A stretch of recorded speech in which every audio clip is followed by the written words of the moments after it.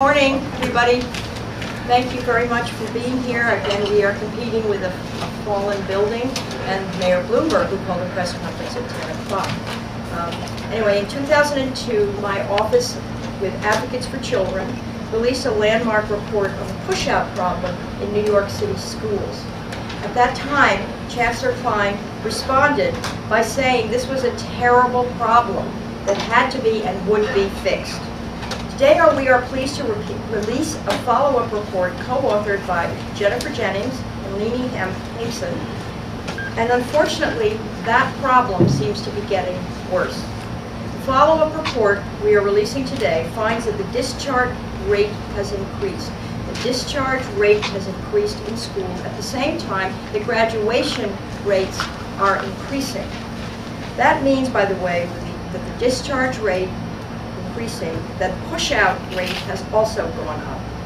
And again, I point out that discharge, push-out, graduation rates going up. You can see where we're going with this.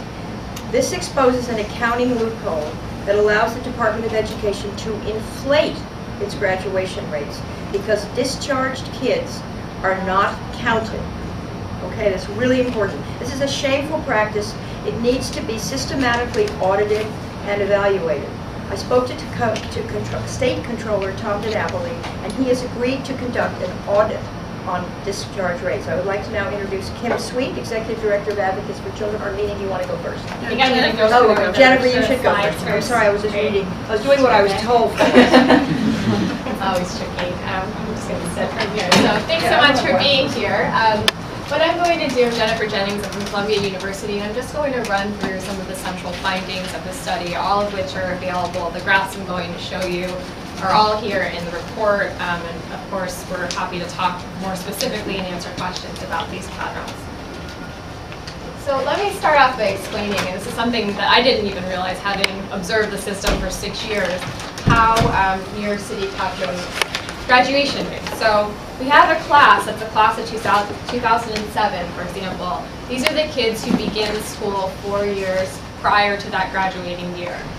It's divided into two groups. So we have a general education group, which is what I'm going to call it, which also includes students who are in less restrictive environments receiving special education services. But rather than saying all of those words throughout this presentation, let me be clear that that's what I'm referring to when I say general education. It does include less restrictive settings as well.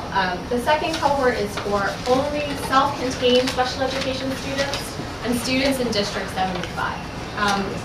What then happens for every group of students for these two groups is that they're divided into two subgroups, which would be the cohort. This is the denominator when we calculate graduation rates, and discharges. So discharges, to be clear, are nowhere counted in the system. They come out of the denominator. These kids aren't counted as dropouts. They're not counted at all. They kind of dematerialize. And there's some good reasons for that I'll talk about. There's also some troubling reasons that we want to draw attention to.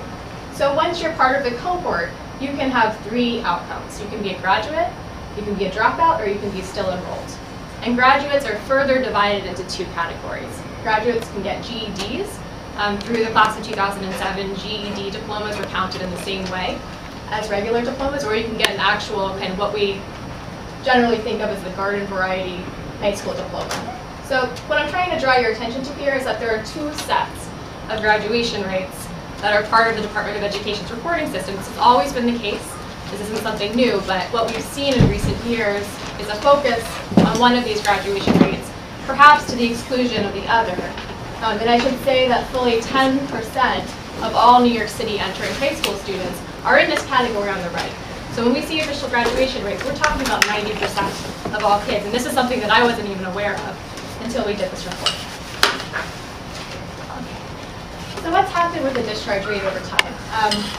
What you're looking at in this graph are three data points. The line at the top, the gray line that has the spike, is the discharge rate for special education cohort students. So that's the cohort you saw on the right.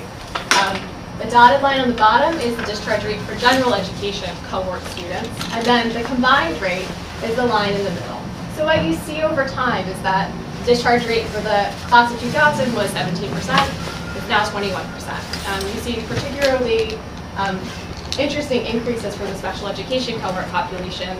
If you look at the class of 2003, you see a kind of uptick and a downtick. Obviously, for the class of 2005, there's also an anomalous pattern that we're hoping to get more information about.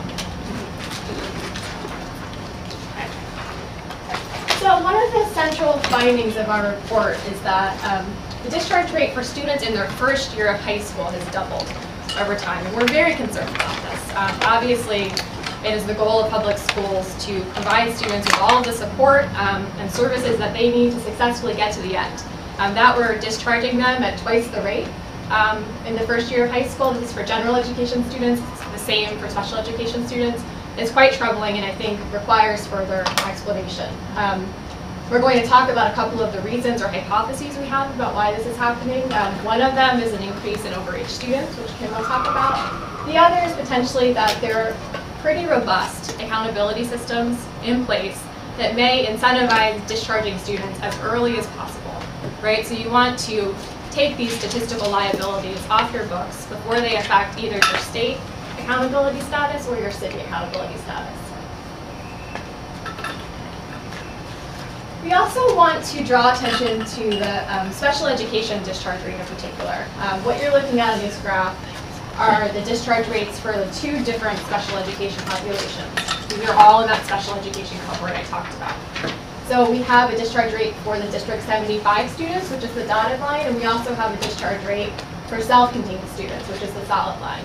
And what we see is that almost all of the increase in special education discharge rates are coming from that self-contained trend. So you see over time, the rate in 2000 was 17%, now it's 23%. That's quite a large increase, and one that we are hoping to get more information about through this audit. Okay. There are also some patterns that we see as being pretty anomalous that we believe deserve further explanation. So one of these things is that for the class of 2005 in particular, you see a spike in the percentage of all students that are classified in the special education cohort.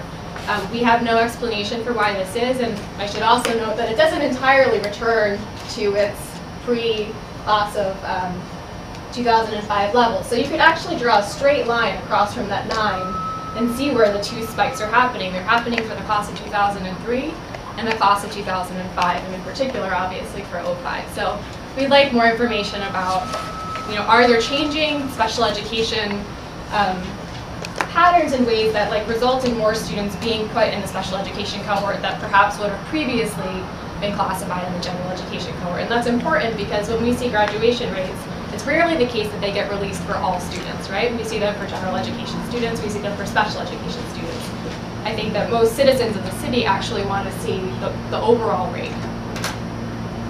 To give you a little bit more context on the previous graph, the magnitude of the increase into self-contained special education is quite large. We're talking about an additional 1,300 students in 1 year, which then comes back down. And as I showed you before, 39% of those students were discharged over the course of their high school careers. 21% of those students were discharged in the first year of high school. Okay, so just a few demographic points that I wanted to make. We found that Hispanic and Black students have somewhat higher discharge rates than do white and Asian students. We found that for all groups except for Asian students between the classes of 2002, and I should say we're using that starting point because we didn't receive data from the Department of Education for the prior 2 years. Otherwise, we'd be going back as far as possible. So basically, we're seeing an increase from 21 to 23% for Hispanic students, from 19 to 21% for Black students, and from 17 to 19% for white students as well. So let's go back to this picture again. I think everyone's on the same page now that there are these two different groups of students. We only see the graduation rates generally for the one on the left. And so what I want to do is engage you in a thought experiment. So there's a couple of things we can do. One is to say, what's the overall graduation rate, right? So the next slide I'm going to show you the graduation rate as officially rendered, the graduation rate including all students, and then we're going to assume, and I want to be clear, this is a lower bound assumption. We're not saying the graduation rate is all discharges or dropouts. That's false, right? So we're saying that some of these discharges are dropouts and we don't know and we need more information. But what we can do is say, okay, let's say they were. What would the graduation rate actually graduation rate actually be. So